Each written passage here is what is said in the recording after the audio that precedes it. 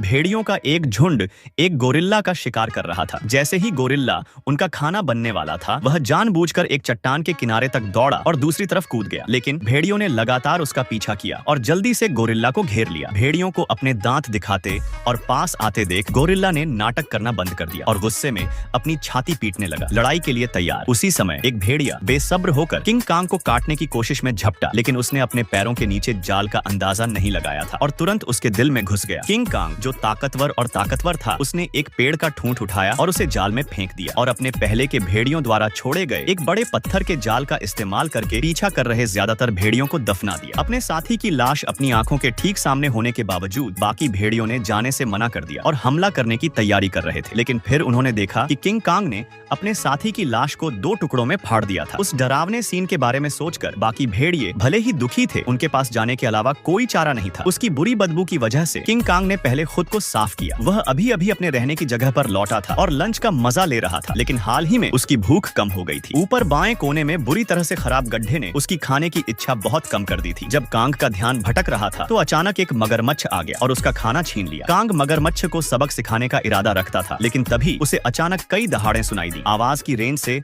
अंदाजा लगाया जा सकता है कि वह जीव बहुत बड़ा होगा। हालांकि इतने लंबे समय तक इनर अर्थ में रहने के बाद उसे अपनी तरह का कोई भी जीव नहीं मिला था, इसलिए वह बेसब्री से उन्हें ढूंढने गया, लेकिन उसे बहुत निराशा हुई। हालांकि मोनार्क ऑर्गेनाइजेशन, जो अनजान जीवों की जांच करने में माहिर है, ने उनकी हरकतों पर नजर रखने के लिए इनर अर्थ में चौकियां बनाई थी। लेकिन कांग के अकेलेपन और परेशानियों को मॉनिटरिंग के इंचार्ज रिसर्चर्स द्वारा रिपोर्ट करने लायक खास हालात नहीं माना गया। हालांकि जिंदगी हमेशा शांतिपूर्ण नहीं हो सकती। एक दिन मॉनिटरिंग इक्विपमेंट ने अचानक कोंग के शिकार के मैदान के पास एक बहुत बड़ा सिंक होल दिखाया, जिसके साथ एक रेडियो वेव भी थी। रिसर्चर्स ने तुरंत इस घटना की रिपोर्ट की, लेकिन मोनार्क ऑर्गेनाइजेशन के असली हेड डॉक्टर एरिन ने सिचुएशन के बारे में जानने के बाद इस पर ज्यादा ध्यान नहीं दिया। जब तक उनकी गोद ली हुई बेटी जिया की वजह से उनके टीचर ने उन्हें स्कूल नहीं बुलाया, तब तक उन्हें एहसास नहीं हुआ कि इनर अर्थ में एक बड़ा बदलाव होने वाला है। वल्चर रेस की आखिरी बची हुई मेंबर के तौर पर जिया ने इंसानों की दुनिया में घुलना मिलना शुरू कर दिया और किंग कॉन्ग के इनर अर्थ में चले जाने के बाद अपनी उम्र के बच्चों के साथ एजुकेशन लेना शुरू कर दिया। हालांकि हाल ही में उसे अक्सर बुरे सपने आने लगे, यहाँ तक कि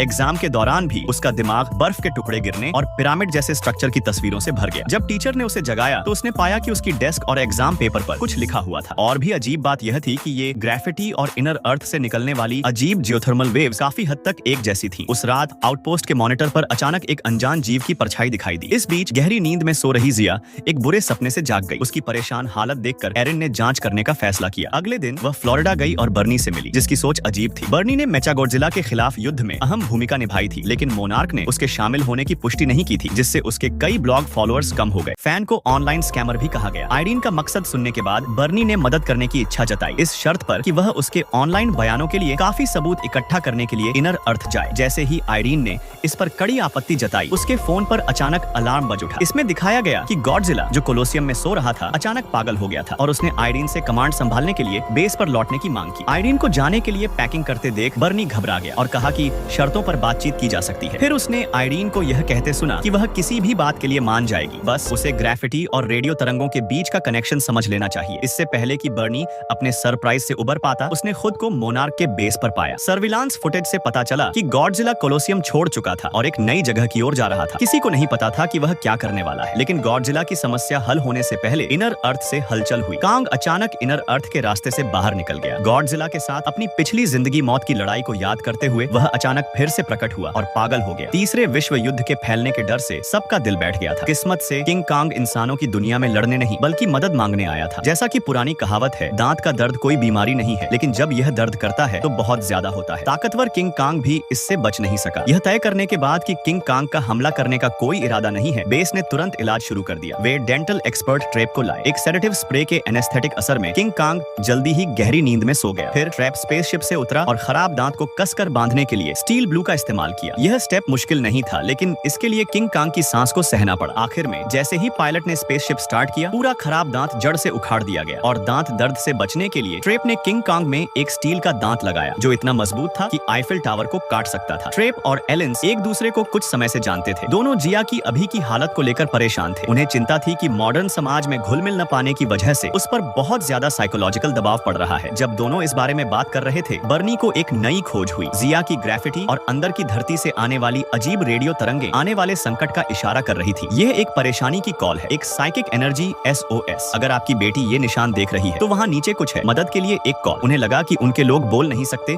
और उन्होंने टेलीपैथी से बात की। अगर जैसा कि बर्नी ने कहा, जिया ने उन परेशानी के सिग्नल महसूस किए, तो इसका मतलब था कि अंदर की दुनिया में कोई अनजान सभ्यता हो सकती है। सच जानने के लिए एरिन ने खुद अंदर की दुनिया में जाने का फैसला किया। ट्रेप अपने आप उसके साथ बर्नी और जिया के साथ चला गया। वे चारों और पायलट अब जागे हुए किंग कांग के पीछे पीछे अंदर की दुनिया में अपनी खोज शुरू करने के लिए चले गए। लेकिन सफर की शुरुआत में बहुत ज्यादा हलचल की वजह से उन्हें बहुत तकलीफ हुई। बर्नी को लगा कि वह पिघल जाएगा, लेकिन ट्रेप खास तौर पर एक्साइटेड लग रहा था। जब सिस्टम का नोटिफिकेशन उनके कानों में बजा, तभी वे अपनी आंखें खोल पाए और अपने आसपास का नजारा देख पाए। इंसानों की दुनिया के मुकाबले अंदर की दुनिया एक साफ सुथरी जन्नत जैसी थी, जहां हरे भरे पेड़ पौधे और बहुत सारी प्रजातियां थी। शिकारी पक्षियों के झुंड हर जगह थे। पायलट ने आउटपोस्ट से कांटेक्ट करने की कोशिश की, लेकिन कोई जवाब नहीं मिला। एरिन को लगा कि रेडियो में कोई दखल दे रहा है, लेकिन जब वे आउटपोस्ट पहुंचे तो उन्होंने उसे खंडहर में पाया। साफ तौर पर हमला हुआ था। ट्रेप को खंडहर में एक कैमरा मिला, कुछ सुराग खोजने की उम्मीद में, लेकिन उसे आयरीन की चीख सुनाई दी। आयरीन की नजर का पीछा करते हुए ग्रुप को बेस के ऊपर पत्थर की दीवार पर एक बहुत बड़ा खून से सना हाथ का निशान मिला। किंग कांग को जानने के कारण आयरीन ने उसे शक के दायरे से बाहर कर दिया, जिसका मतलब था कि पास में उसी साइज का एक जानवर मौजूद था। ग्रुप डर गया और तुरंत वहां से भाग गया। किंग कांग ने भी कुछ गड़बड़ महसूस की। अपने क्वार्टर में लौटने पर उसे एक अनजानी खुशबू आई और उसने तुरंत खोजने के लिए अपने हथियार उठाए। नीली रोशनी वाली एक दरार में कूदने के बाद किंग कांग को सबसे पहले कई क्रिस्टल के खंभे और अपनी ही तरह के एक आदमी की खोपड़ी मिली। पास के एक झरने ने किंग कांग को अपनी ओर खींचा और वह सावधानी से उसके पास गया, लेकिन उसे जमीन का एक टुकड़ा मिला जिस पर उसने पहले कभी कदम नहीं रखा था।